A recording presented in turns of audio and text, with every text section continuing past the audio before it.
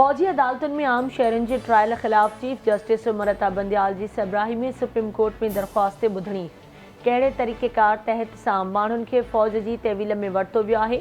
Justice Mazahir Naqvi जो ॿुधणीअ दौरान सवाल 9 मई ते जेको कुझु थियो उन जी ॿीहर इजाज़त नथी ॾेई सघिजे। गुज़िरियल ॿुधणी ते 9 मई वाक़े जा तफ़सील अदालत साम्हूं रखिया। रुगो 102 माण्हुनि खे मुहतात तरीक़े सां गिरफ़्तार कयो वियो। अटॉर्नी जनरल मंसूर उस्मान जा ॿुधणी दौरान दलील।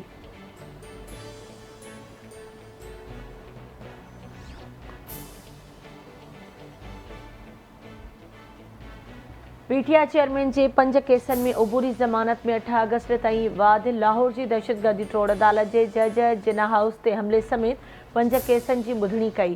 पीटीआई चेयरमैन एटीसी में पेश। ॿुधणीअ दौरान एटीसी जज पीटीआई चेयरमैन जी उबूरी ज़मानत में 8 अगस्त ताईं वाद करे छॾी।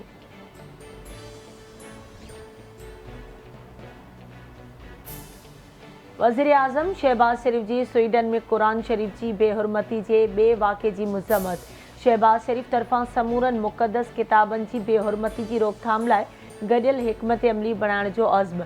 चवे थो मज़हबी जज़्बनि खे भड़काइण जहिड़ा रवैया दुनिया जे अमन लाइ ख़तरो साबित थी सघनि था। ओआईसी खे मुसलमान उम्मत जे एहसासनि जी तर्जुमानी ऐं शैतानियत खे रोकण में तारीख़ी किरदारु अदा करणो आहे।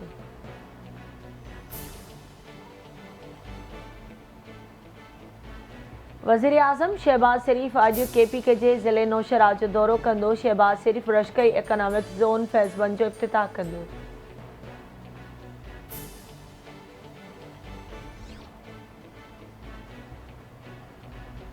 सिंध सरकार बोर्ड मुतासिरनि सां कयल हिकु ॿियो वाइदो पूरो करे छॾियो।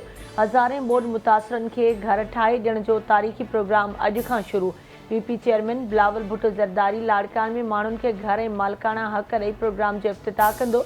इतलात ऐं ट्रांसपोर्ट वारो सूबाई वज़ीर शहजील इनाम मेमण चवे थो सिंध सरकार बोर्ड मुतासिरनि जी मुकमल बहाली ताईं कमु जारी रखंदी।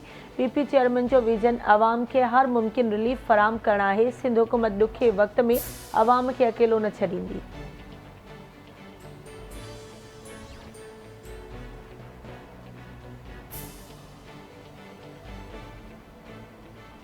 डेरा मुराद जमाली जे इलाइक़े नौताल में अणॼातल हथियारबंदनि जी घर ते फायरिंग। औरत समेत 2 ॼणा क़तल। पुलिस वाक़े वारे हंधि पहुची मारिजी जा लाश खणाए अस्पताल पहुचाया। पिरियालू भरिसां ओढा बिरादरी जी 2 धीरुनि में झेड़ो नौजवान क़तल। झेड़े दौरान फायरिंग जे नतीजे में 25 वरनि जो नौजवान ईदन ओढो मारिजी वियो। लाश वाक़े वारे हंधि पयल। इतला बावजूदि पुलिस न पहुती। धुरियूं मोर्चा बंदि।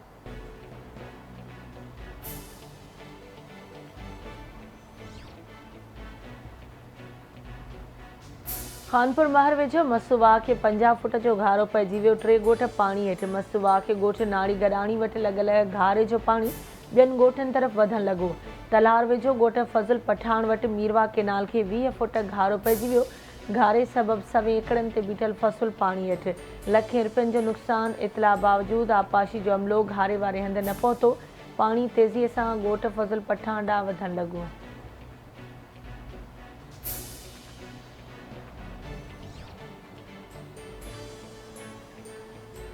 नबिस रोड वेझो ॻोठ वेझियार में विॼ किरण सबबि 7 उठणियूं सड़ी मरी वियूं।